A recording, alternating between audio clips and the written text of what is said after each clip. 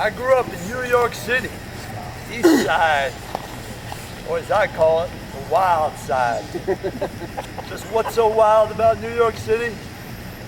Well, there's Times Square, and there's bullets ricocheting off the alleyways. This was, of course, pre-Giuliani. But one thing you don't see in New York City is a lot of wild animals. Sure, we got stray dogs, stray cats, and rats, and rats, and rats, but no wild animals. And that's what I wanted to see. The type of wild animals you hear about from the movies, like dogs, and cats, and rats, and lions, and tigers, and bears. Oh my! Oh my. So what did I decide to do? Called my North Carolina relatives and come down to the mountains of Boone. That's right, the Boy Scout camp up the street. You know the one, Camp Yankee Go Home. So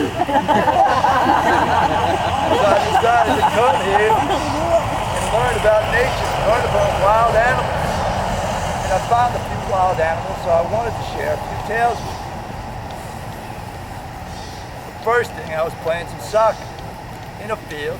Somebody hit a stray ball. I, of course, decided to chase it down. Went out through the field, up a dirt mound, down, picked up the ball, retraced my steps. As I went back up this dirt mound, I felt pow, pow, pow. Oh, these little insects flying around, biting me.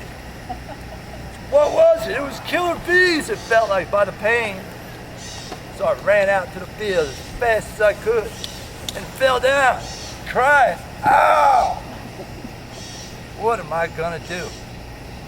Fortunately, one of our troop leaders was skilled in medicine. They grabbed some dirt, they grabbed water, mixed it together, made mud. They put it on my wounds, and all of a sudden, I had some relief. It was my first taste of a wild animal. It was not to be my last. Fast forward a couple of days, I'm sleeping in my tent, minding my own business. But I neglected to do one thing. I neglected to wrap up my goodies. I left some goodies outside. I had some visitors. Yes, that was right. I was woken up by a skunk.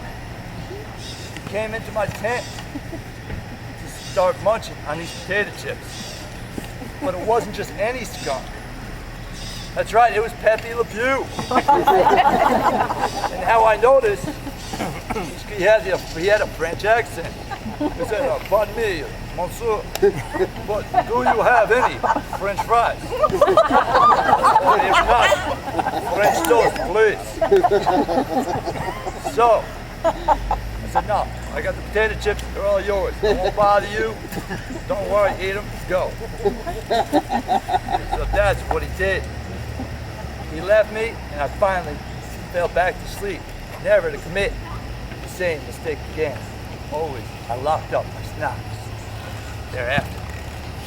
Another time, a couple of days later, most of my troop was gone. They were out paddling the river somewhere. I was alone. It was towards dusk. There had been no rain in the past few days. And what did I see? But a little black bear. It trounced into my campsite. Looking around as if it wanted some food.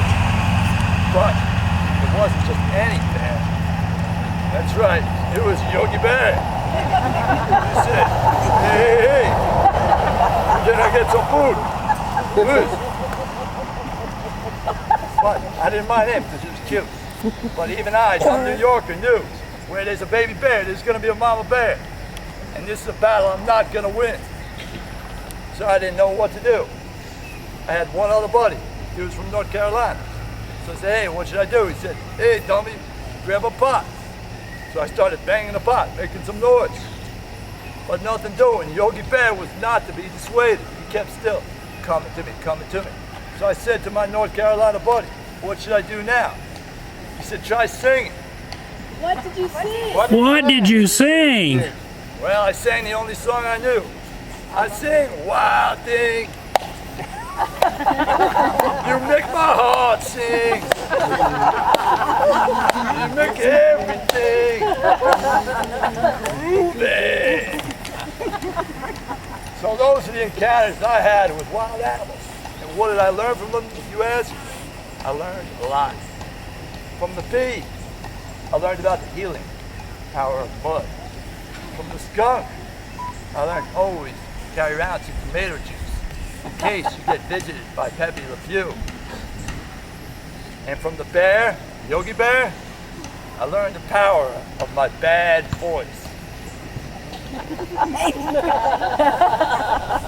Lastly, I learned wild thing. You make my heart sing. You make everything groovy. Thank you.